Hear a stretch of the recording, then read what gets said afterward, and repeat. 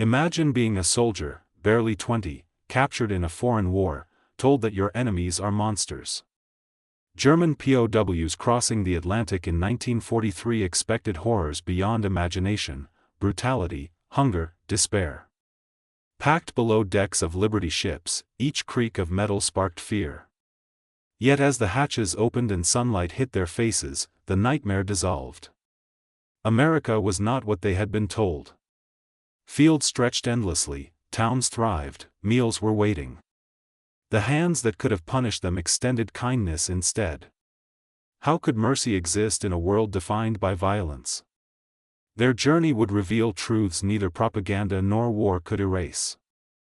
The year was 1943, and the vast, sun-scorched deserts of North Africa stretched endlessly under a relentless sky. The sands, once a silent witness to ancient trade caravans, now bore the tracks of tanks and artillery, the scars of a modern, mechanized war.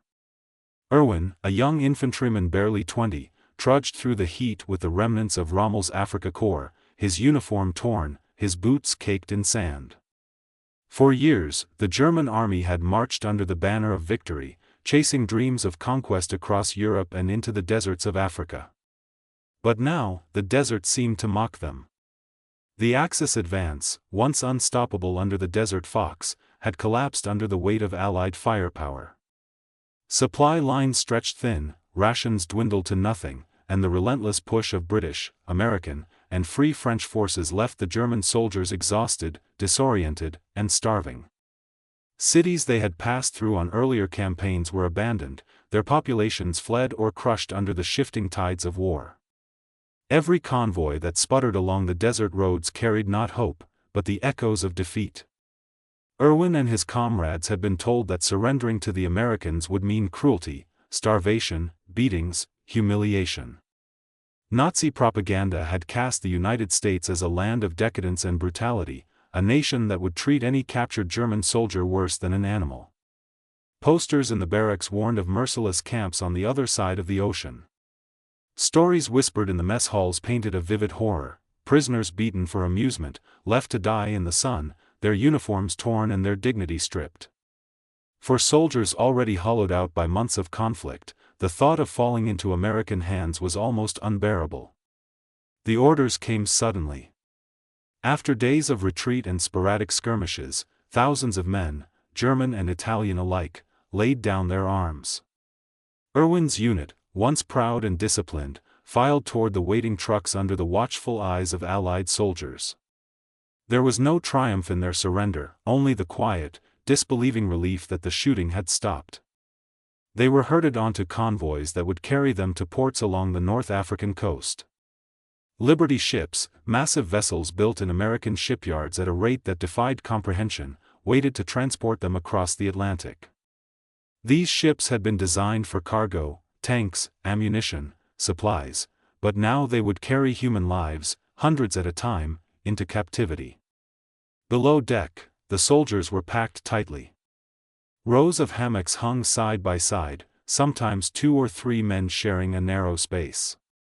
The air was thick with sweat and sickness, the scent of the ocean mixed with the stench of unwashed bodies. Many suffered from seasickness, the rhythmic roll of the waves exaggerating the claustrophobia of the holds. Erwin clutched the railing of his bunk, staring at the shadowed ceiling, every creak of the hull sounding like a threat. Rumors spread among the prisoners: they might be sent to Alaska to freeze, paraded through American cities as trophies, or left to rot aboard the ships. Fear was tangible, almost a physical weight pressing down on the men, yet amid the dread, small gestures began to chip away at the stories they had been told. Meals, though simple, bread, beans, soup, were more generous than anything they had eaten in weeks. Cigarettes were distributed not as rewards, but as routine supplies. Occasionally, an American sailor would shrug when asked why they were fed at all: because you're prisoners, not animals. Erwin memorized those words, repeating them silently like a lifeline. For the first time since capture, the wall of fear began to crack. Even danger was mediated by routine. German U-boats prowled the Atlantic, hunting Allied shipping, and every sailor and prisoner knew the risk of torpedo attack. But as days blurred into nights, as storms rocked the Liberty ships and the horizon stretched endlessly gray, the men began to notice details that contradicted everything they had been taught. American sailors above deck smoked, joked, and moved about with ordinary lives. They were human, just men, not monsters. The contrast to the propaganda-fueled image of brutality was jarring, almost incomprehensible. By the time the first scent of land drifted into the holds, Irwin felt a strange mix of relief and disbelief. The Atlantic had been a trial of endurance, the voyage an unexpected test not just of physical strength but of the mind's capacity to imagine the unimaginable. Through the hatches, a sliver of coastline appeared, docks, cranes, and buildings outlined against the sky. The first glimpse of America would not confirm fear. It would challenge every assumption. What lay ahead, Irwin realized, would alter not just his understanding of the war, but of the humanity of those who had been labeled his enemies. The Atlantic stretched endlessly, a vast gray expanse that seemed to dissolve the horizon. Below deck, the German prisoners endured the oppressive heat, the stench of sweat and unwashed bodies, and the constant, unnatural sway of the Liberty ship. Time lost its meaning. Days merged into nights, nights into a haze of tossing hammocks, groans of seasickness, and whispered fears.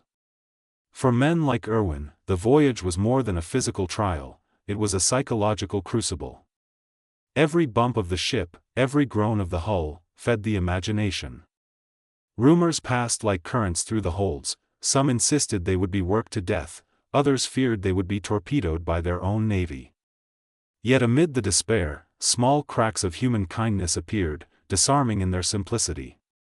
Meals were delivered 3 times a day, plain bread, thick soup, and occasionally a portion of beans. For the men accustomed to the meager rations of North Africa, moldy bread, half-rotten vegetables, and days without sustenance, these simple meals felt generous. Cigarettes, tossed down in casual piles, became treasured tokens of normality, more than indulgences, they were reminders that survival, not punishment, was the American aim. The soldiers above deck, young Americans often no older than Irwin himself, moved with a quiet professionalism. They joked and hummed songs as they went about their duties, unaware that their ordinary gestures carried extraordinary weight.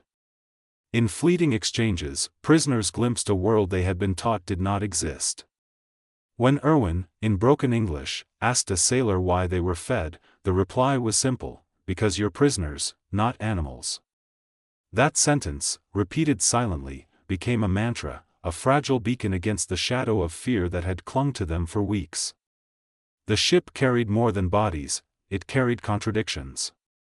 Below deck, German soldiers imagined cruelty at every corner, yet the guards' ordinary humanity constantly undermined those expectations. Laughter erupted spontaneously when someone slipped or made a joke, a nervous humor that was both absurd and necessary. The smell of salt water, diesel, and sweat mingled with the occasional hint of fresh air when hatches opened for ventilation.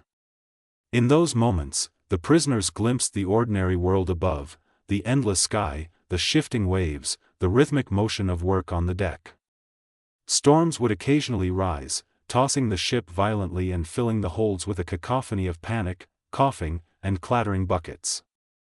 But even then, discipline remained calm. Guards spoke in measured tones, offered water, and ensured that no one was left to struggle alone. For men who had anticipated brutality at every turn, this quiet order was as startling as the sudden appearance of land. Days stretched onward, and slowly, the Atlantic began to yield to the first hints of America. The scent of the coastline, the cry of gulls, and the sight of distant docks heralded a new reality. The prisoners crowded toward the hatches, shielding their eyes against sunlight that felt almost alien after weeks in darkness. What they saw defied expectation. Where they had imagined devastation or cruelty, there was life, industry, and order. Cargo cranes moved with mechanical precision, trucks hummed along docks, and workers called instructions across the piers. It was not the chaos or moral decay they had been told to expect. Instead, it was a nation alive with activity, seemingly untouched by the destruction that had consumed their homes. The psychological transformation was subtle but profound. Fear, which had defined the voyage, began to shift toward awe and curiosity. Soldiers whispered to one another, comparing their memories of bombed cities to the intact streets and thriving ports before them. The horizon was glittering with windows, orderly roads, and an almost surreal abundance. For men who had crossed continents carrying propaganda in their minds, the vision of reality was disorienting. Still, doubt lingered. Some prisoners whispered among themselves, wary that the kindness they observed was a prelude to cruelty yet to come. Others began to allow themselves hope, fragile as it was, that perhaps America was not the land of monsters they had been taught to fear. The Liberty ship carried them not only across the ocean, but across a threshold in understanding, the first bridge between expectation and reality. For Irwin, every new detail of the voyage challenged a lifetime of belief. The first sight of American sailors casually sharing cigarettes, the consistent delivery of meals, and the absence of violence shattered the narrative of cruelty that had been drilled into him. Every gesture, every measured act of decency, forced him to reconsider what it meant to be human in the midst of war. The journey westward was not merely geographical, it was a passage into a world where the enemy could show mercy, where duty did not require dehumanization, and where life could be ordered, abundant, and compassionate even amid conflict. As the days drew on and land came into sharper view, anticipation mingled with apprehension. The unknown of the American landscape, once a distant and mythical concept, now lay before them. The docks, the city skyline, and the motion of a nation at work promised answers to questions the soldiers had carried since capture. Yet even as excitement grew, there remained a cautious wariness. For years, the soldiers had been trained to expect treachery, to fear the unknown. Only when they stepped onto American soil would they truly confront the paradox that had begun on the rolling waves of the Atlantic, that their enemies could be capable of decency, and that mercy could exist even in war. The morning the prisoners stepped off the Liberty ship, the air struck them with a sharpness they had almost forgotten. Weeks of stagnant, humid holds had dulled their senses, but the docks of New York Harbor were alive with a crisp tang of salt, smoke from factories, and the faint sweetness of roasting coffee. Sunlight flooded the pier, reflecting off steel, water, and glass, and for hundreds of German soldiers, it was the first time since capture that their eyes adjusted to a world not defined by fear. The hatches opened, and the prisoners were guided down gangways, blinking against the light. They had expected ruin, bombed-out cities, starving civilians, guards ready to strike. Instead, they found movement, industry, and order. Cranes lifted cargo with mechanical precision, forklifts ferried crates of supplies, lines of trucks hummed steadily across the docks. Workers called to each other in rhythms that suggested coordination rather than chaos. For soldiers accustomed to European cities reduced to rubble, the scene was disorienting. This was not a nation in decay, it was a country at work, even in wartime. The first meals on land deepened the shock. Inside the dining halls, prisoners lined up with trays, anticipating thin soup and scraps of bread. Instead, they were served full portions of meat, vegetables, potatoes, and coffee. It was not luxury, but it was nourishment, reliable, hot, and abundant. Some hesitated, distrustful of the offer. Could this be a trick, a prelude to punishment? Yet, when they hesitated, guards only gestured patiently, reminding them simply to eat. The repetition of routine, the calm authority of the Americans, reinforced a lesson that had begun on the voyage: these captors did not see them as animals, but as human beings. Hans, a Bavarian who had survived months in North Africa and weeks below deck, marveled at the scene.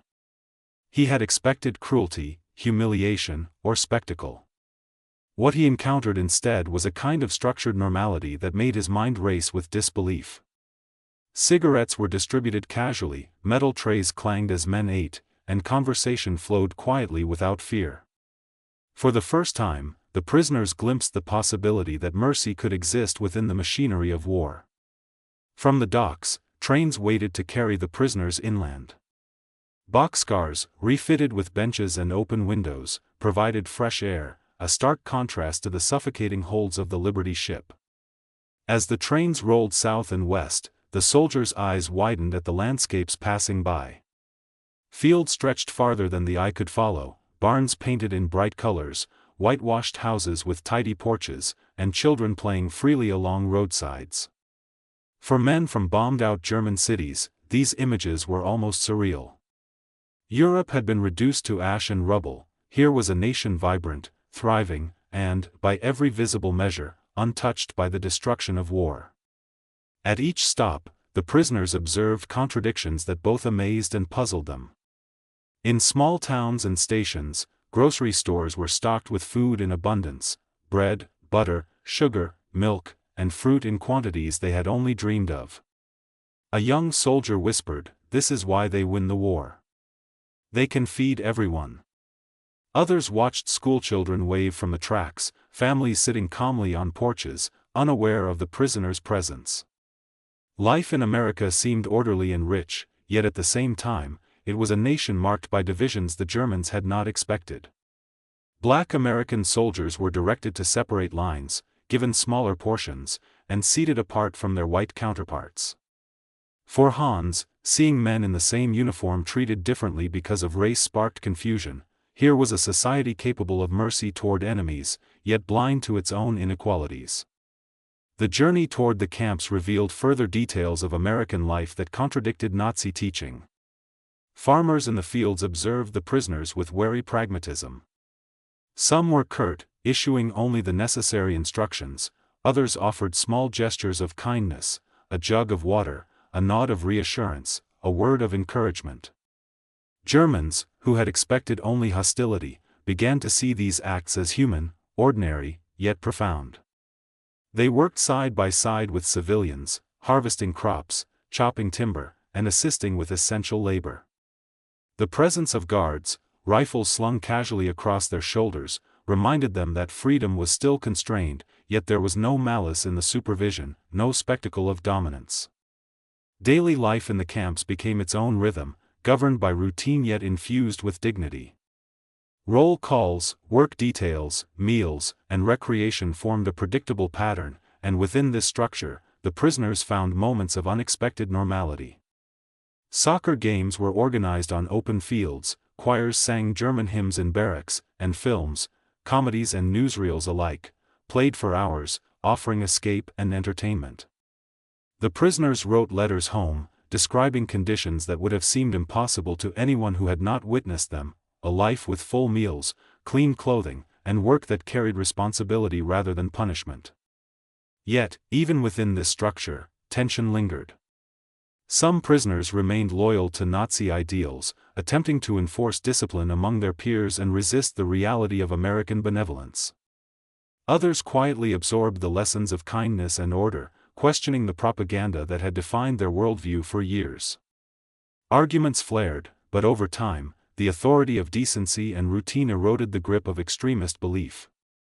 The POWs discovered that captivity did not have to mean cruelty, that authority could exist without oppression, and that routine, structure, and human respect could coexist even behind barbed wire.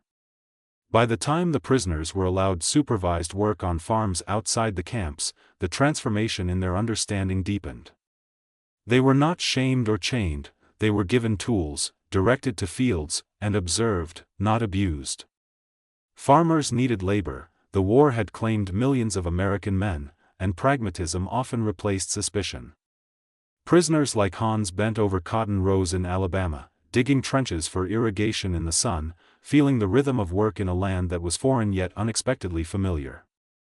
Small gestures, a jug of cold water from a farmer's wife, children waving along the roadside, reinforced what the soldiers were beginning to understand: mercy was possible, even in war, and even from those they had been taught to hate. The journey from the Atlantic docks to the inland camps, from the first meals to the supervised work, was more than geographical. It was a passage from fear to awareness, from expectation to astonishment. German POWs had been trained to expect cruelty, they had been told to see America as a land of decay and moral weakness. Instead, they encountered abundance, discipline without humiliation, and the quiet, pervasive presence of human kindness. The paradox was unavoidable, and it forced reflection. If mercy could exist in war, what did that reveal about the world, about enemies, and about the capacity for humanity even amid conflict? Stepping through the gates of the camps, the German prisoners expected the worst. Years of propaganda had painted a grim picture of American cruelty, and every muscle in their bodies tensed with anticipation. They imagined dark dungeons, guards ready to strike at any misstep, and a daily life defined by hunger and humiliation. Instead, they found order, routine, and an unexpected normality that defied every expectation.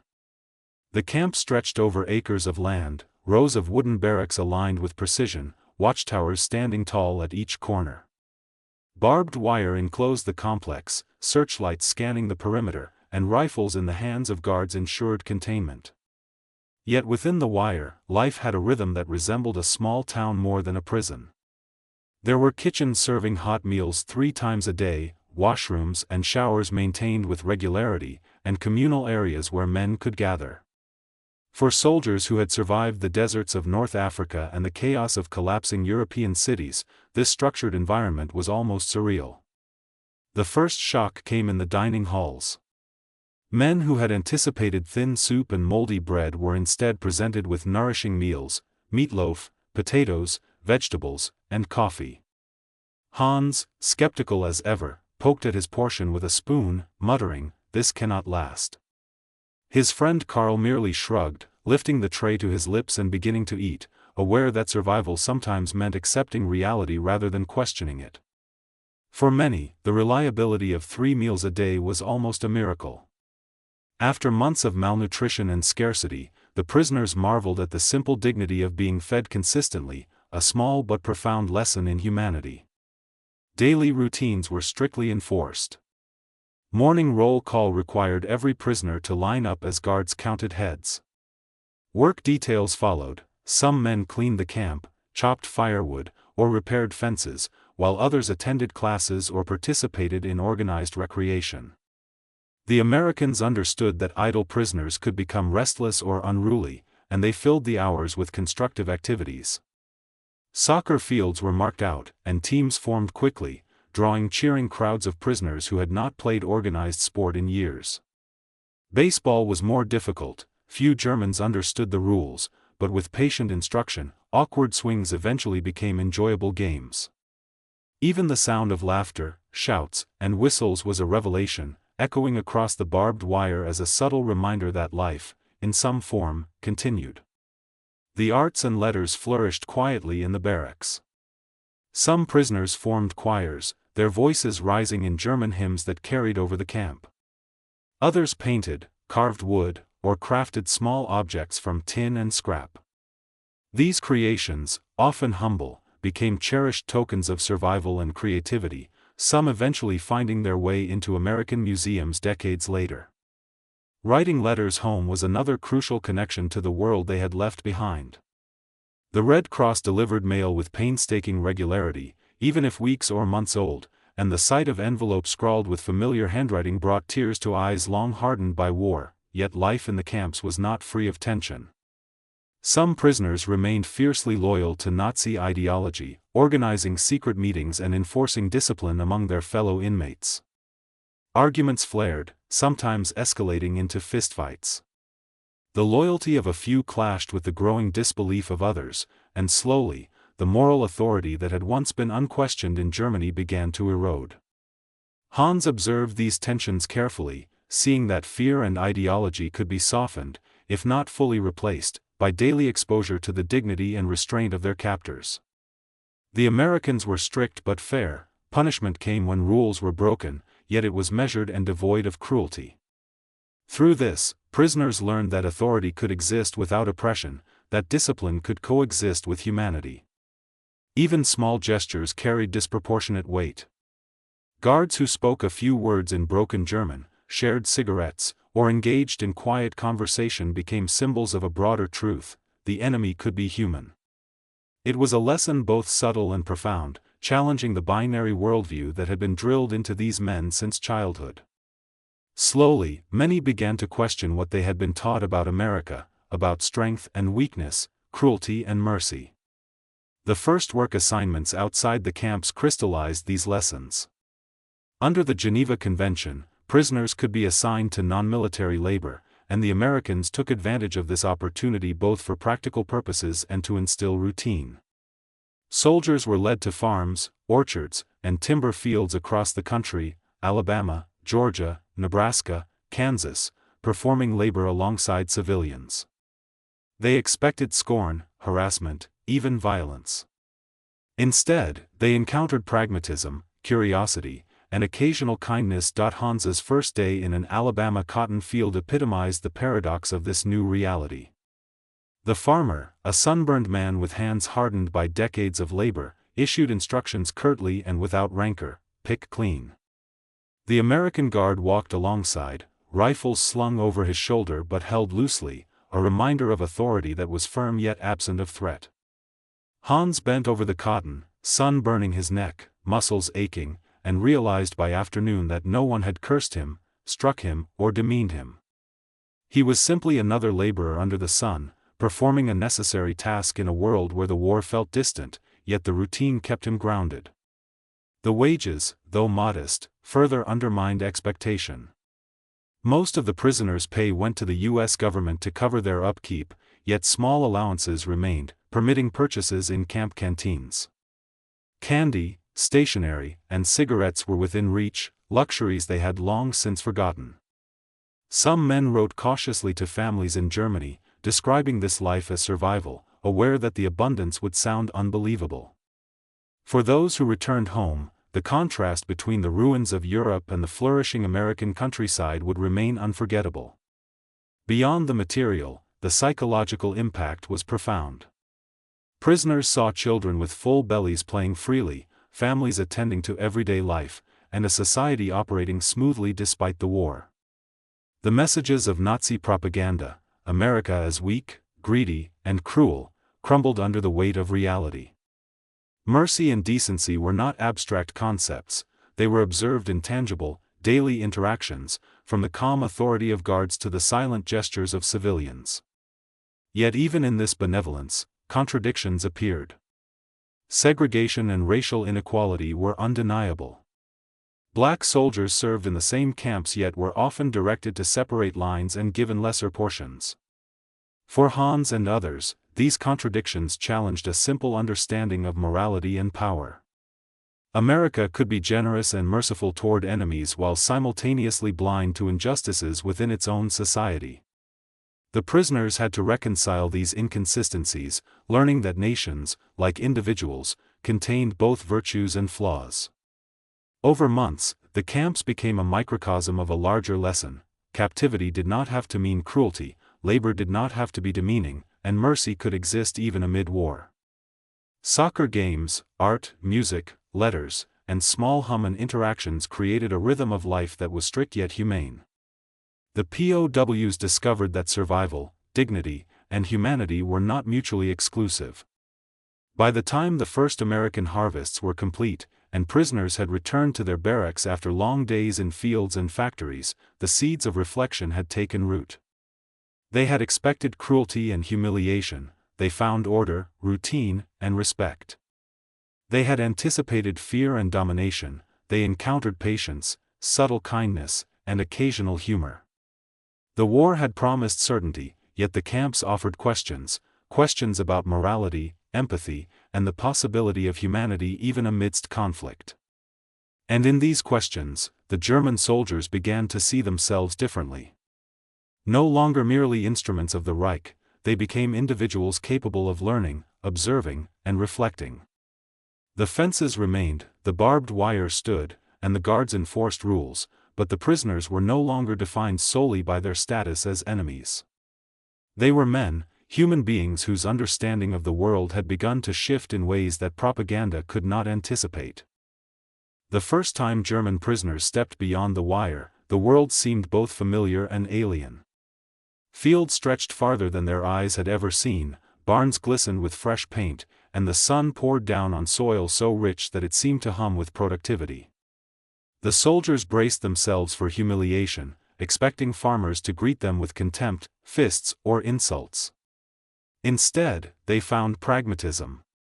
War had drawn millions of American men overseas, and crops did not wait. Labor was labor, regardless of nationality. Hans remembered his first day working cotton in Alabama with vivid clarity. The farmer, a man whose skin was darkened by decades of labor, handed him a basket and gestured toward the rows. No lectures on loyalty, no accusations, no threats, only expectation that the work be done. The guard accompanying the prisoners walked with his rifle slung over his shoulder, relaxed yet present, a quiet reminder of the containment that was necessary but not punitive. Hans bent down to pull the cotton from the bolls, sun baking his neck, fingers stiff from the sharp fibers. Hours passed in repetitive motion, yet not a single insult was hurled, not a hand raised in anger. He realized, almost in disbelief, that the farmer treated him as a laborer first, a prisoner second, and an enemy last. This pattern repeated across the countryside. In Georgia, prisoners harvested peanuts under a scorching sun. In Nebraska and Kansas, they gathered sugar beets, corn, and wheat. In each place, civilians met them with wariness, sometimes suspicion, occasionally warmth. Children waved from porches, their faces curious rather than hostile. Women brought water or lemonade on hot days, gestures of kindness that spoke volumes.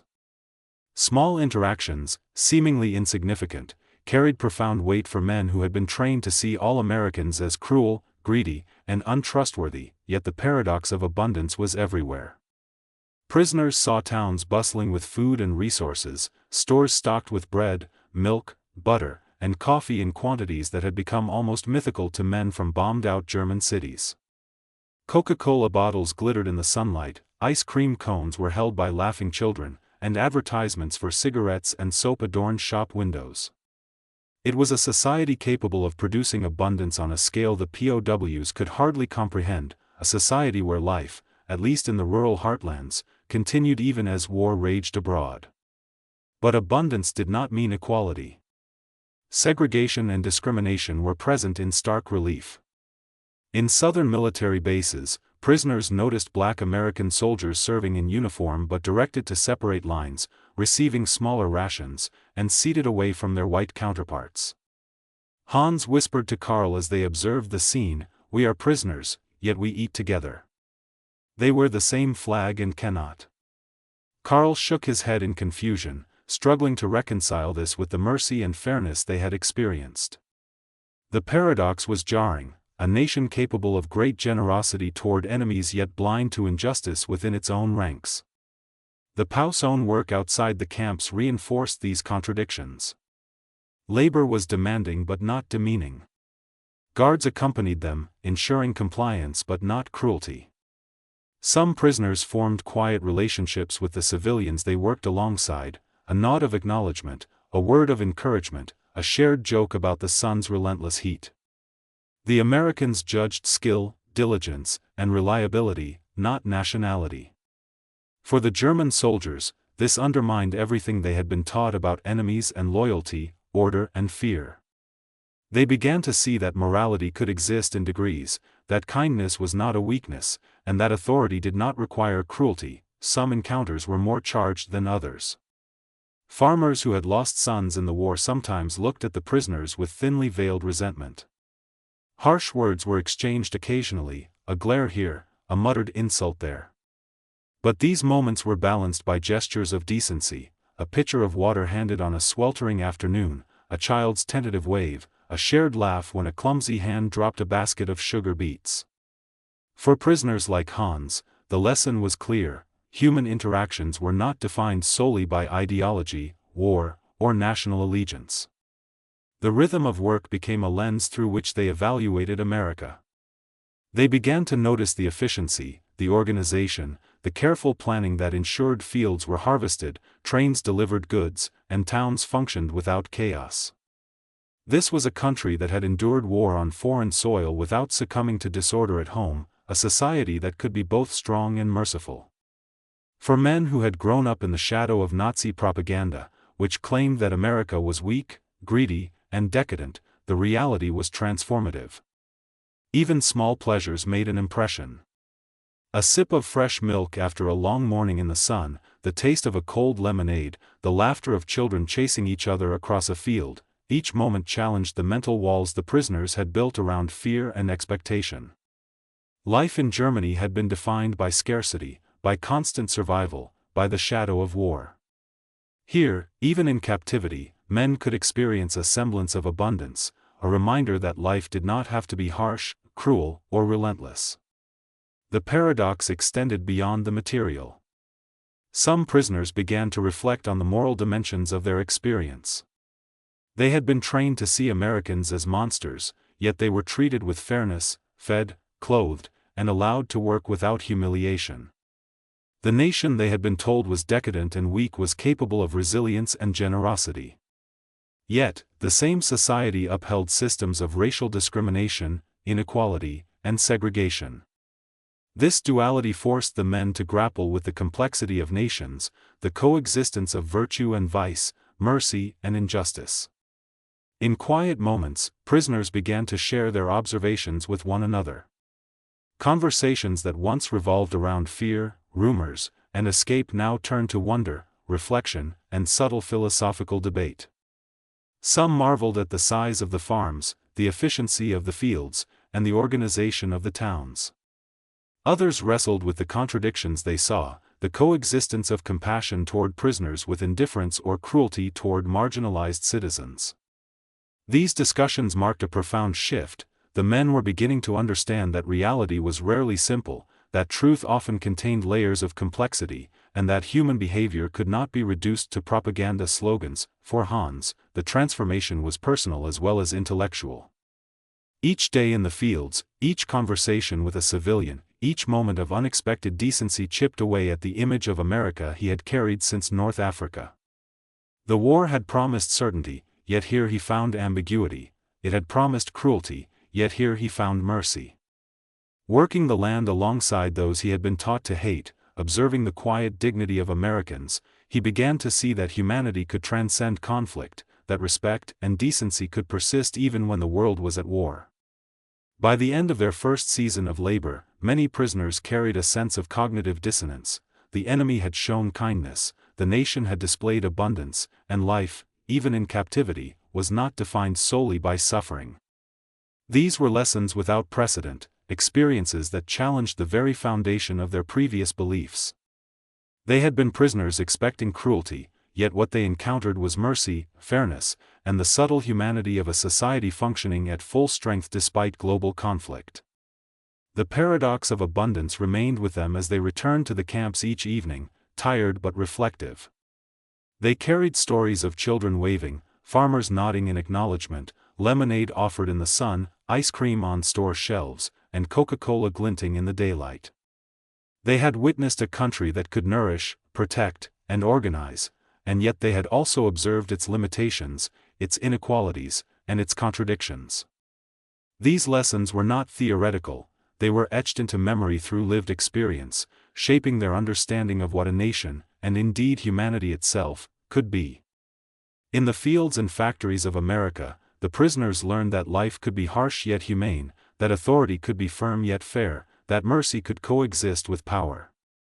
The lessons were subtle, cumulative, and transformative. They did not erase the war or the suffering it had caused, but they expanded the prisoners' understanding of human possibility, revealing that even in times of conflict, individuals and societies could act with compassion, justice, and dignity. As the months unfolded, the German prisoners settled into a rhythm of labor, meals, and routines within the camps. Yet beyond the fences, the world kept moving, a world whose complexity slowly began to reveal itself to men who had been taught that morality was binary, that enemies were irredeemable, and that power required cruelty. America, in its abundance and contradictions, became a mirror reflecting both their expectations and their preconceptions back at them, forcing reflection that no propaganda had ever prepared them for. Work details took them across towns, fields, and factories. Each trip carried new lessons, new glimpses into a society at once strong, organized, and humane, yet imperfect. Prisoners observed farms with bountiful crops harvested efficiently by families who had lost sons to the war, factories that produced not only military goods but daily necessities for ordinary citizens, and markets brimming with food that, to the Germans, seemed almost limitless. To a man who had endured the starvation of North Africa and the rationing of bombed German cities, this abundance was shocking. Bread, meat, vegetables, fruit, milk, here were staples often reserved for dreams back home. And yet, this abundance did not breed indulgence or chaos. It was measured, orderly, and purposeful. Still, for all the generosity and strength, contradictions surfaced with equal clarity. Black American soldiers served in uniform yet were relegated to separate mess lines, barred from certain tasks, and seated apart from white soldiers.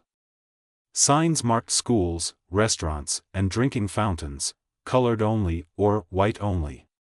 For men who had left Europe expecting to find a decaying, chaotic America, the disparities were striking. Here was a nation capable of feeding, housing, and safeguarding prisoners of war with dignity, yet it could not extend the same fairness to all its citizens. Hans whispered to Karl as they walked past a segregated mess hall, "We sit as enemies and eat together, and yet they cannot." Karl shook his head, uneasy, struggling to reconcile the mercy they had been shown with the injustice unfolding before their eyes. The prisoners' own reflections became as layered as the society they observed. They began comparing the moral lessons of the camps and the farms to the world they had left behind. In Germany, loyalty to the state and obedience to authority had been absolute, dissent had been punished, skepticism labeled treasonous, and enemy soldiers dehumanized by propaganda. In America, authority was firm but not cruel, labor was demanded but respect preserved, and prisoners were human beings first. These contrasts were impossible to ignore. The lessons were subtle, revealed in gestures more than words: a pitcher of water handed on a hot day, a brief nod of acknowledgement, a child's wave from a porch. Each moment reinforced the notion that mercy was not weakness, that fairness could exist even amid conflict, and that dignity could be preserved without sacrifice to authority.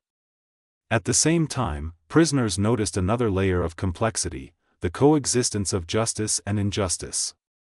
The racial segregation they observed, the inequalities embedded in daily life, were paradoxical, stark against the backdrop of humane treatment for captives.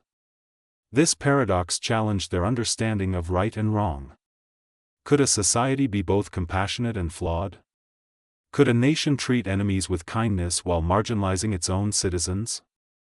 The realization unsettled many, forcing a reckoning with the moral ambiguity inherent in human institutions. For some prisoners, it was confusing; for others, enlightening.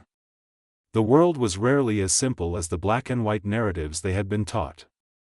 Letters from home added another dimension to these reflections. They arrived slowly, often months delayed, carrying news of devastation: cities flattened, families displaced, food scarce.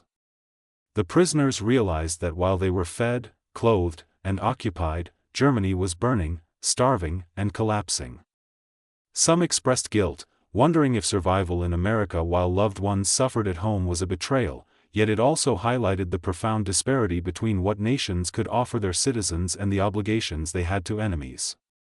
These letters deepened the sense that mercy was not merely moral but transformative, capable of shaping perspectives and challenging entrenched ideologies. Conversations among prisoners became increasingly philosophical. They debated the meaning of strength, the purpose of authority, and the nature of human decency. Otto, once defiant and loyal to the Nazi cause, found himself increasingly isolated.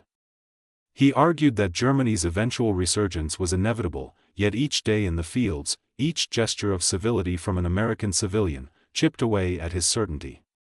Hans, quieter now but deeply reflective, countered with observations drawn from experience rather than ideology. He spoke of families who rose before dawn, of children who played freely in the sun, of towns that functioned with order, resilience, and generosity. "If this is corruption," he said, "then what do you call the ruins of Cologne?" The prisoners began noticing subtler elements of American life as well: children with ice cream cones and neatly combed hair, families waving at the trains carrying prisoners, shopkeepers who allowed them to glimpse everyday goods without fear, and workers in fields or factories who acknowledged them with casual decency.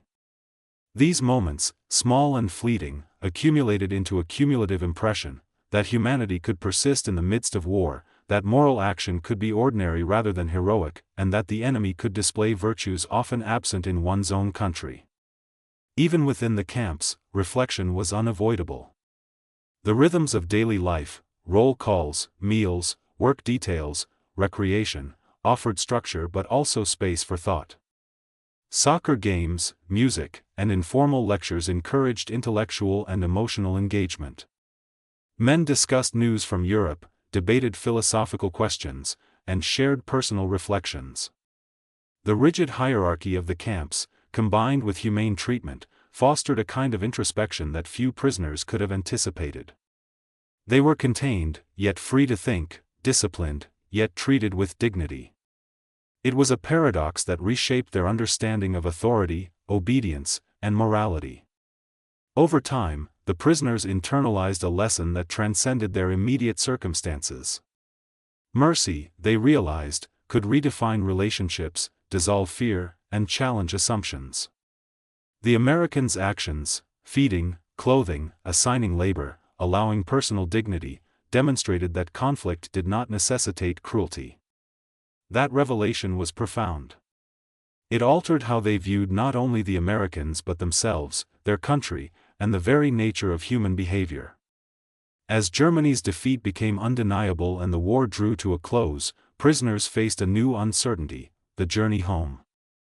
They had spent years in a world that defied their expectations, a world that challenged propaganda, ideology, and fear.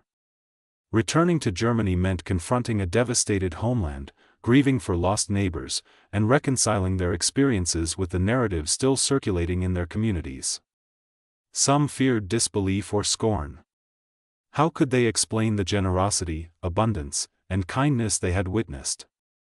Words seemed inadequate to convey the lessons learned. Yet those lessons endured, etched into memory through lived experience.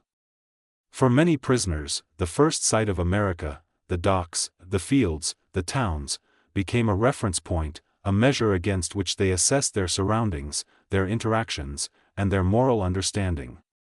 They had expected cruelty but found mercy, they had anticipated fear and humiliation but encountered trust, fairness, and dignity. The contradiction was transformative, a quiet revelation that persisted long after the barbed wire came down and the gates closed for the last time. Even decades later, the memories influenced their lives. Hans, recounting his experiences to his grandson, reflected on the enduring impact. "I saw America first as a prisoner, and yet what I learned then has guided me my whole life. If you treat a man with dignity, even when he wears the wrong uniform, you build something stronger than fear. You build respect." For Karl, who later emigrated to the United States, the lessons were literal and lived. The country that had once contained him became the place where he built a family, raised children, and engaged with a society whose virtues and flaws he understood intimately. In reflecting on these years, the prisoners realized that mercy was not simply a moral choice but a force that could reshape understanding. It could bridge divides, challenge assumptions, and cultivate empathy even between enemies. The Americans' treatment of them demonstrated that kindness was a strategic as well as a moral act, a choice to see prisoners as human beings first, enemies second. And that recognition, repeated daily across fields, dining halls, and factories, had the power to redefine an individual's view of the world. By the spring of 1945, the transformation was complete. Germany had surrendered, the Reich had collapsed, and prisoners faced repatriation. Yet they were no longer the same men who had embarked across the Atlantic in 1943, terrified, uncertain, and hardened by battle. They had seen a nation capable of abundance and mercy, observed a society that could exercise strength without cruelty, and wrestled with contradictions that challenged their assumptions about morality, justice, and human behavior. The journey had been physical, crossing continents and oceans, but it had also been profoundly moral and emotional, reshaping perceptions of humanity itself. As they boarded trains to return to Europe, the prisoners looked once more at the fields, towns, and children they had come to know. For some, the familiarity was bittersweet; for others, it represented hope, understanding, and the possibility of a world defined not solely by conflict, fear, and propaganda, but by compassion, fairness, and human decency. They had been prisoners of war, yet the experiences in America had transformed them, teaching lessons that transcended ideology, politics, and borders. It was a quiet, enduring truth, that humanity could flourish even amid conflict, that mercy could redefine enemies as neighbors, and that acts of kindness, however small, could reverberate across lifetimes. The Atlantic stretched before them once more, but this time the voyage was quieter, subdued by reflection rather than fear. The Liberty ships that carried the German prisoners back to Europe were the same that had transported them across treacherous waters 2 years earlier, yet the atmosphere had shifted. Gone were the rumors of cruelty, the whispered horrors, the dread of torpedoes from their own U-boats. Now, the men sat in thoughtful silence, watching the gray waves undulate beneath the hull, remembering the land they had left behind, and trying to reconcile their experiences with the world awaiting them. Many spoke softly, sharing recollections of the farms, the towns, the small acts of generosity that had punctuated their captivity. Hans described the farmer who handed him a jug of cold water on a hot day, the family that waved as he worked in the fields, and the sweetness of lemonade shared under the sun. Karl recounted his first sip of Coca-Cola, the feeling of normalcy in the camp dining halls, the sound of music drifting from barracks into the evening air. These were memories of life within confinement that had transcended imprisonment, shaping not only their survival but their understanding of human decency. Yet reflection was tinged with uncertainty. What awaited them in Germany? Their homeland lay in ruins, cities flattened by relentless bombing, roads turned to rubble, and the remnants of families struggling to rebuild. How would they be received after years in captivity, after seeing a world so different from the one they had left? Letters had arrived sporadically, carrying fragments of news, but they could not fully prepare the men for the devastation or the emotional weight of returning home. The anticipation was as heavy as the chains they had once feared, yet it was now tempered by an awareness that their experiences had changed them irrevocably. The first glimpses of European coastlines were jarring. Bombed-out buildings, skeletal bridges, and scarred streets contrasted sharply with the orderly, thriving towns of America that still lingered in their memories. Some men wept openly at the sight of their destroyed cities, others sat in silence, tracing familiar streets with their eyes, mourning the homes and families that had been lost. The juxtaposition of destruction and survival was acute. They had been sustained, fed, and treated with dignity abroad, and now they returned to a land that had known none of those mercies. Homecomings were bittersweet. Families embraced with tears, yet the reunion was shadowed by hardship. Food was scarce, housing damaged, and the social fabric torn. Hans told his mother of the daily meals in the camp, of meat and bread, of full stomachs and quiet respect. She listened, disbelief etched in her features, struggling to reconcile her son's survival with her own deprivation. Karl, returning to a smaller town in Bavaria, found the streets silent, children thin, and neighbors suspicious of any prosperity or fortune he had gained while abroad. Words felt inadequate to convey the magnitude of what they had witnessed, and the prisoners often spoke cautiously, framing their stories as survival rather than blessing. Yet even amid devastation, the lessons they carried were indelible. The memory of humane treatment, the rhythm of work and leisure, and the unexpected kindness of strangers had planted seeds that would grow long after the war ended. For Hans and Karl, these were not abstract moral lessons but lived experiences, proof that mercy could exist even between enemies, that decency could endure amid conflict, and that human behavior was capable of more than cruelty. These insights shaped the way they navigated a shattered homeland. Even when confronted with scarcity and suffering, they measured actions not by ideology but by humanity.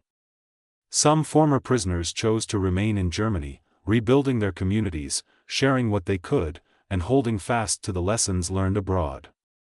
Others, drawn by the strange familiarity and the sense of opportunity, applied to emigrate to the United States.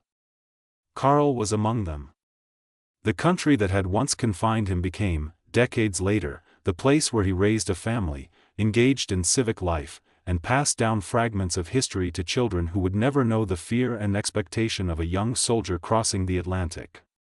For these men, America was both a memory and a moral compass, a reference point against which they measured justice, mercy, and human potential.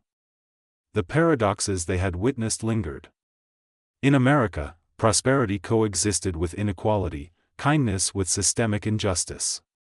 Black soldiers in uniform, relegated to separate mess halls, illustrated the limits of fairness, even as the POWs themselves were treated with dignity. These contradictions forced reflection, that societies could embody both virtue and flaw, and that understanding required discernment, empathy, and nuance. The prisoners carried this awareness with them, recognizing that judgment should be tempered by observation rather than propaganda. They had learned that humans were capable of both cruelty and mercy, and that circumstances could reveal one or the other depending on choice rather than inevitability. Letters, artifacts, and quiet remembrances preserved these experiences. A carved wooden figure, a sketch of a farmhouse, a photograph of a work crew, each became a testament to endurance and shared humanity. Historians, decades later, would trace the influence of these experiences on post-war societies, noting that former prisoners often advocated for fairness, condemned propaganda, and urged their families to recognize individuals beyond labels of nationality or uniform. The enduring impact was moral as well as personal, the belief that empathy, respect, and decency could transcend war, shaping lives and communities long after conflict had ended. For Hans, the lesson was simple yet profound. Years later, sitting with his grandson by a crackling fire, he reflected, "I saw America first as a prisoner, and yet what I learned then has guided me my whole life." If you treat a man with dignity, even when he wears the wrong uniform, you build something stronger than fear. You build respect. Carl, who had crossed the Atlantic once more as an immigrant rather than a captive, echoed the sentiment. The same country that had restrained, fed, and guided him during captivity had inspired a lifetime of belief in the power of human decency.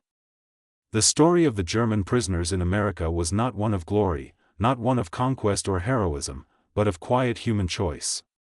It illustrated that the measure of a society, or of an individual, could be found not in displays of force or vengeance but in moments of mercy, discipline, and fairness. Small acts, a meal served with dignity, a conversation conducted respectfully, a child waving to a foreign soldier, carried consequences that reverberated across oceans and decades. For the POWs, these moments were transformative, reshaping their understanding of enemy, nation, and human potential. Even in the devastated streets of post-war Germany, the memory of mercy endured. Prisoners who had returned home found that the kindness they had witnessed could outlast fear and hatred. They understood that conflict did not define the totality of human experience, that war could coexist with compassion, and that empathy could emerge even from chains and barbed wire. The Liberty ships, the barbed wire camps, the endless fields, and the small acts of generosity became symbols, proof that dignity and mercy could exist in wartime, and that such principles could shape perspectives and lives long after the guns fell silent. The final lesson of their captivity was a moral one, simple in principle yet profound in implication: humanity transcends war. The kindness of Americans, strict yet fair guards, farmers sharing water, children waving to strangers, changed the POWs' perception of the world, showing them that compassion could exist even for enemies, that fairness could be chosen even amid conflict, and that a society's strength could be measured not only by its armies or wealth but by its capacity for mercy.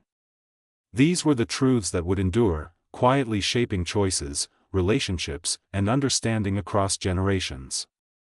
And so, as the German prisoners returned to shattered cities, and as those who chose to remain in or return to America built new lives, they carried with them a legacy of insight, that even in the darkest chapters of human history, small acts of mercy, fairness, and decency have the power to transform fear into respect, hostility into understanding, and strangers into neighbors.